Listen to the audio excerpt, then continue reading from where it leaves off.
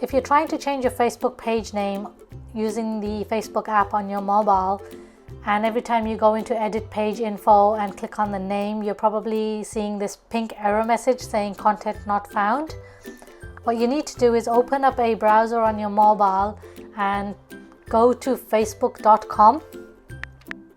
So once you've logged in and you're on your Facebook page, under the page tab here, you'll scroll down to About, and under the general section, you'll see the name. Click on Edit, and this is where you'll change the name.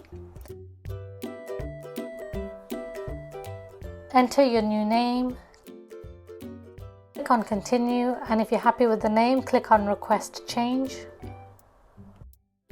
And then don't be surprised when the name doesn't change immediately. It does take anything between 1 to 3 days. And this is also where you would change your username. Okay guys, thank you so much for watching. Please give this video a like and hit the subscribe button with your notification bell turned on.